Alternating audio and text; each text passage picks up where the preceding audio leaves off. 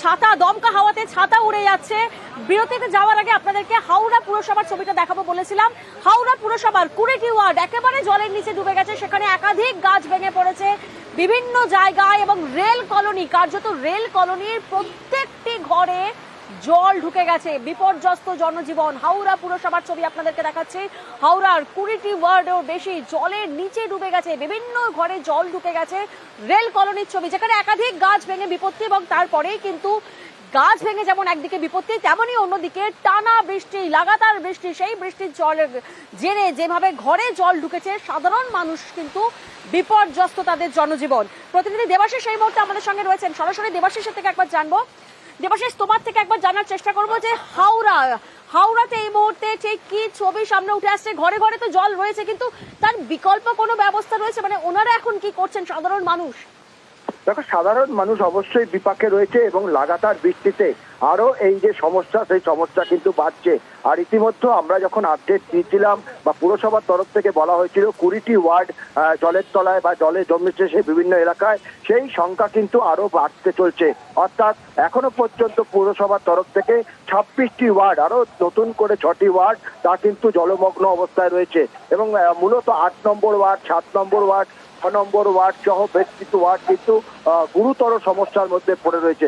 এদিকে মধ্য হাওড়ার যে কেলভিন কোর্ট এলাকা, যেখানে রেল কলোনি রয়েছে, তাতে কিন্তু সাধারণ মানুষ গতকাল রাতের পর থেকেই কার্যত বিছানায় তাদের ঠাঁই হয়েছে, তাদের সংসার ঠাঁই নিয়েছে বলে। অন্যদিকে গাছ পড়ে একাধিক শিবপুর, বালি, বর্ষর রোড সহ একাধিক জায়গায় বড় বড় গাছ পড়ে বেশ কিছু গাড়ির ক্ষতি হয়েছে।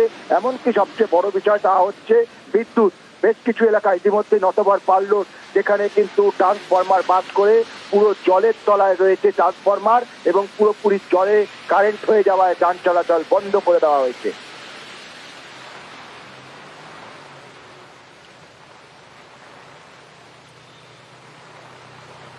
রাস্তাঘাট কি পরিস্থিতি একটা খুব খারাপ হয়ে যায়, লোক চলাফেরা করতে পারে না।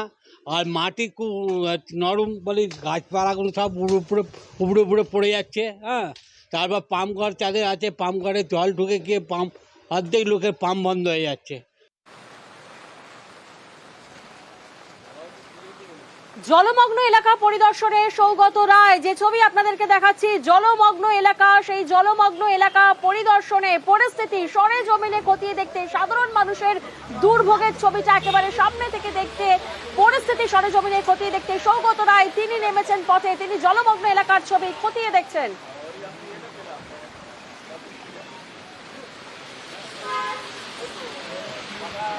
প্রতিনিধি আবির এই মুহূর্তে আমাদের সঙ্গে রয়েছেন। আবির, তোমার থেকে প্রথমেই একবার জানার চেষ্টা করবো, সৌগত রায় তিনি জলমগ্ন এলাকা পরিদর্শন করছেন, কোন কোন এলাকা একেবারে জলের নিচে ডুবে গেছে?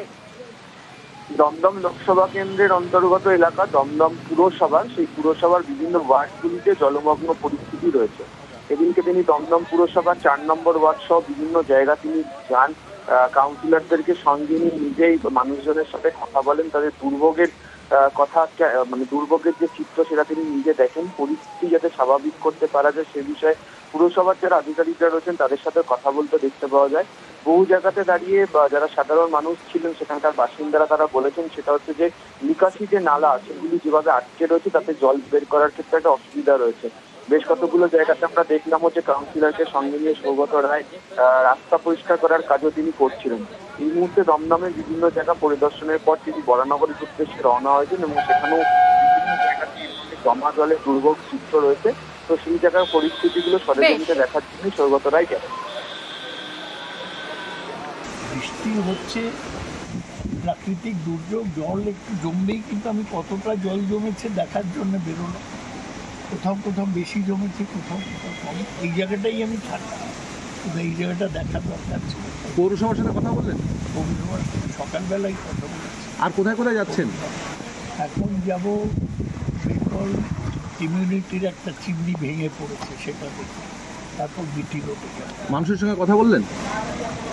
মানুষের সাথে কথা বললাম তো, এখানে যারা বিশিষ্ট লোক আছে তারা সব ছিল আমার সাথে।